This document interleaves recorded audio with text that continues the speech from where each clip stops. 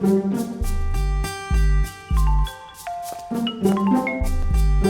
தொடர்பு கொள்ளும் வாடிக்கையாளர் உங்களது அழைப்பை ஏற்கவில்லை.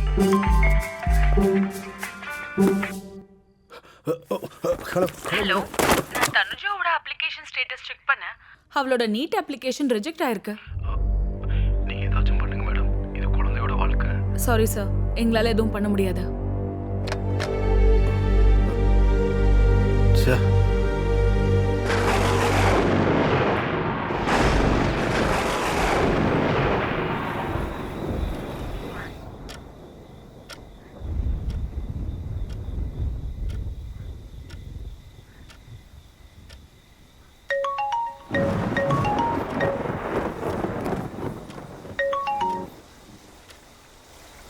Hello sir.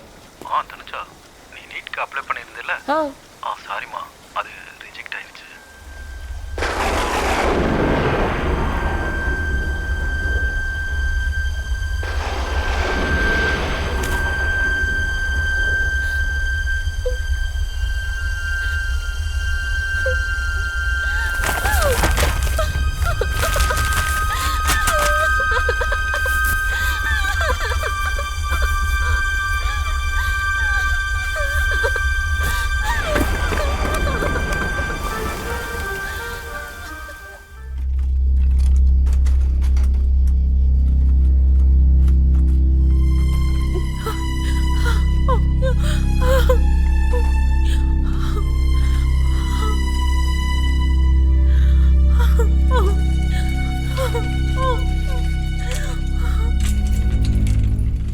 டீடைல் சொல்லுங்க.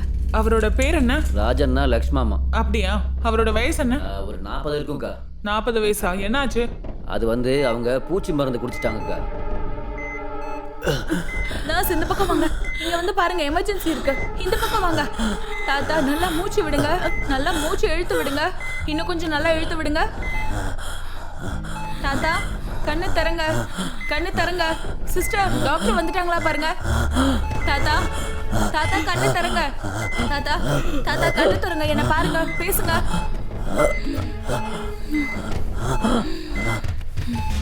டியூட்டி ஹவர்ஸ் இருக்கும் போதே கிளம்பிடுறாங்க. எமர்ஜென்சிக்கு ஒரு டாக்டர் வேணும்னு கேட்டா யாரும் கண்டுக்கிறது இல்ல. இங்க பார்த்தா எல்லாம் நம்ம தலையில தான் வந்து விடியுது. டாக்டர் இருந்தா உயிரோட வந்திருப்பாங்களோ என்னமோ. அண்ணா, எங்க உள்ள கூட்டு போயிருக்காங்க பாருப்பா.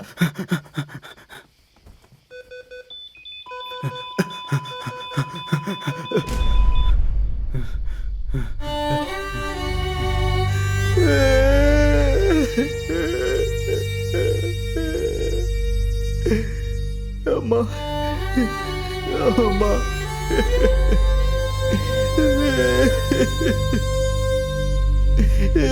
அம்மா, அம்மா,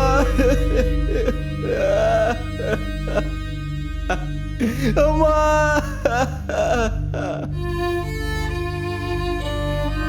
சிஸ்டர் ராமண்ணாவை கூப்பிடுங்க. இந்த 2 பாடிஸும் போஸ்ட்மார்ட்டம்க்கு அனுப்புங்க.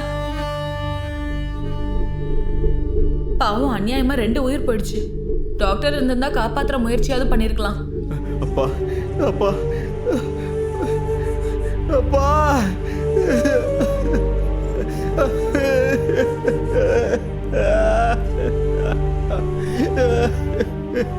அப்பா.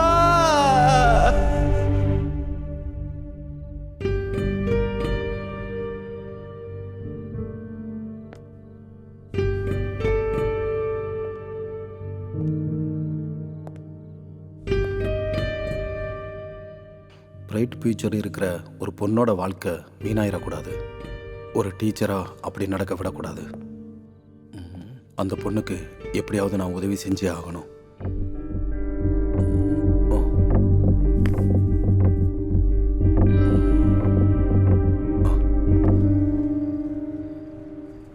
ஹாய், எல்லாருக்கும் வணக்கம். நான் உங்க அஜித்.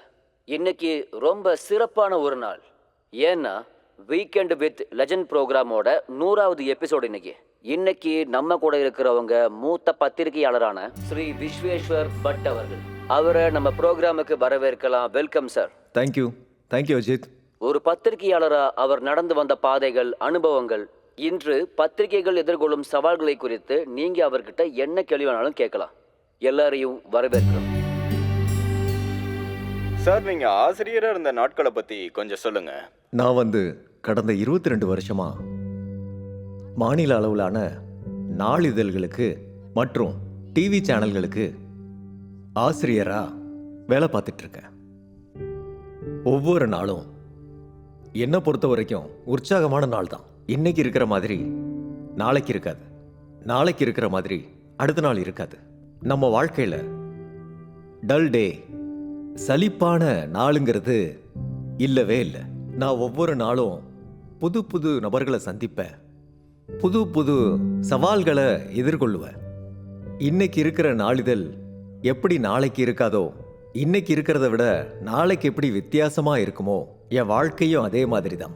இன்னைக்கு இருக்கிற வாழ்க்கை வேற, நாளைக்கு இருக்கிற வாழ்க்கையே வேற, அடுத்த நாள் வேற மாதிரி இருக்கும். இந்த மாதிரி நான் கடந்து வந்த வாழ்க்கை ரொம்ப இன்ட்ரெஸ்டிங்காகவும் ரொம்ப உற்சாகமாகவும் இருந்திருக்கு.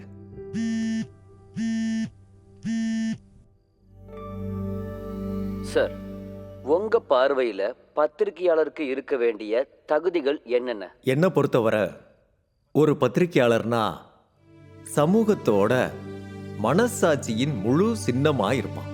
அவன் ஒரு ஹியூமன் ஆண்டனா மாதிரி. இந்த சமூகத்தோட கண்ணு காது பத்திரிகையாளர்னு சொல்லுவாங்க. ஒரு பத்திரிகையாளன் அடிப்படையில் நல்லா படிச்சிருக்கணும். படிக்காம எதையும் அவனால எழுத முடியாது. அவன் படிக்கிறதுனால அவனால ரொம்ப நல்லா எழுத முடியும். அதுக்கப்புறம் ஒரு பத்திரிகையாளன் மக்களோட எப்பவும் ஒன்றி இருக்கணும், மக்களோட உரையாடணும், விவாதம் செய்யணும், நிறைய சுற்றுப்பயணங்கள் மேற்கொள்ளணும். பயணம் செய்யாம உங்க வெளிப்புற கண் திறக்காது. அப்போ உங்களோட உள்ளம் விரிவடையும். அதனால ஒரு பத்திரிகையாளன் அதிகமா சுத்தணும், பயணம் செய்யணும், நிறைய பேசணும், ஆராய்ச்சி செய்யணும், அதே மாதிரி நிறைய படிக்கணும். இதோட சேர்த்து அவனுக்கு ரொம்ப முக்கியமான விஷயம் என்னன்னா நம்பிக்கை, தகுதி. நாம எதை கிரெடிபிலிட்டின்னு சொல்றோமோ அது ரொம்பவே முக்கியம். யாருக்கு இந்த கிரெடிபிலிட்டி இல்லையோ அவங்க என்ன எழுதினாலும் மக்கள் நம்ப மாட்டாங்க. இதோட சேர்த்து ஒரு பத்திரிகையாளனுக்கு தொழில் முறை மற்றும் விசுவாச முறை ரொம்ப முக்கியம். ரிங்காகுதாடி? சார், நீங்க ஒரு நல்ல பத்திரிக்கையாளரா இல்ல உங்களோட மனைவிக்கு நீங்க நல்ல கணவரா? பத்திரிகை தொழில்ல ஒரு பழமொழி இருக்கு, good editor is a bad husband. அதாவது பத்திரிகையாளன்கிறது வேற, எடிட்டருங்கிறது வேற, கணவன் ஆகிறது வேற. இது ரெண்டுமே இங்க வெவ்வேறு விதமான பாத்திரங்கள். ஆனா ஒரு நல்ல எடிட்டரா இருக்கிறவன் இந்த 2 ரோல்ஸையும் கரெக்டா பயன்படுத்தணும். இன்னொரு விஷயமும் இருக்கு, ஒரு எடிட்டருங்கிறவன் மனைவி மாதிரி. இந்த வார்த்தையை நான் எதுக்காக சொல்றேன்னா, ஒரு நல்ல எடிட்டரா இருக்கிறவனுக்கு படிக்கிறவங்களுக்கு என்ன கொடுக்கணும்னே தெரியாது அவனுக்கு. அதனால கணவனா இருக்கிறவனுக்கு தான் மனைவிக்கு என்ன கொடுக்கணும்னே தெரியாதான். ஆனா என்னை பொறுத்த வரைக்கும் நான் என்ன ஒரு நல்ல எடிட்டராகவும் நினைச்சுக்கிட்டு இருக்கேன், நல்ல கணவனாகவும் நினைச்சுக்கிட்டு இருக்கேன். இந்த 2 ரோல்ஸையும் கரெக்டா ஒரே டைம்ல ஹேண்டில் பண்ணிக்கிட்டு இருக்கேன். சார், நீங்கள் ஒரு பத்திரிகையாளராக ஆகாமல் இருந்திருந்தா விஸ்வேஸ்வர் பட் எப்படி ஆயிருப்பாரு? இது ரொம்ப டஃப்பான ஒரு கொஸ்டின். எனக்கு தெரிஞ்சதெல்லாம் படிக்கிறது அப்புறம் எழுதுறது. அதே மாதிரி தொழில்னு வந்தா எனக்கு தெரிஞ்சதெல்லாம் பத்திரிக்கை மட்டும்தான். ஒருவேளை நான் பத்திரிகையாளரா ஆகாம இருந்திருந்தா நான் என்னவா இருந்திருப்பேன்னு யோசிக்கவே எனக்கு ரொம்ப கஷ்டமா இருக்கு. நான் ஒரு நிமிஷம் அப்படியே பிளாங்க் ஆயிடுவேன். அதனால எனக்கு என்னோட ஃபர்ஸ்ட் அண்ட் லாஸ்ட் ப்ரையாரிட்டி எப்பயுமே பத்திரிக்கை தான். நம்ம கூட இவ்வளவு நேரம் இருந்து இளம் பத்திரிகையாளர்களுக்கு வழிகாட்டியா இருந்து உங்களோட அனுபவங்களை எங்க கூட பகிர்ந்துகிட்டதுக்கு ரொம்ப நன்றி சார். Thank you very much.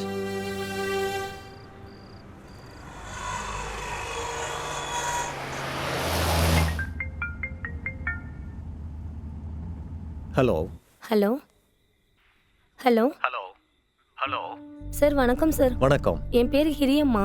என் பொண்ணுக்கு நாளைக்கு எக்ஸாம் எழுத ஹால் டிக்கெட் கிடைக்கல சார். தயவு செய்து கொஞ்சம் உதவி பண்ணுங்க சார். இங்க பாருங்கம்மா, நீங்க ராங் நம்பருக்கு கால் பண்ணிருக்கீங்கன்னு நினைக்கிறேன். இல்ல சார், நான் சரியான நம்பருக்கு தான் கால் பண்ணியிருக்கேன். நீங்க விஸ்வேஸ்வர் பட்டு தானே? ஆமா. நீங்க எந்த எக்ஸாமை பத்தி பேசிக்கிட்டு இருக்கீங்கன்னு எனக்கு தெரியலம்மா. ஆனா எனக்கு எதுக்கு ஃபோன் பண்ணீங்கன்னு எனக்கு தெரியலம்மா. சார், நாளைக்கு என் பொண்ணுக்கு நீட் எக்ஸாம் இருக்கு சார். அதுக்காக அவ 2 வருஷம் ரொம்ப கஷ்டப்பட்டு படிச்சிருக்கா. என் கனவு அவ எதிர்காலம் ரெண்டுமே இந்த பரீட்சையில தான் சார் அடங்கியிருக்கு. தயவு செய்து இவ பரீட்சை எழுத இந்த ஒரு உதவி மட்டும் செய்யுங்க சார்.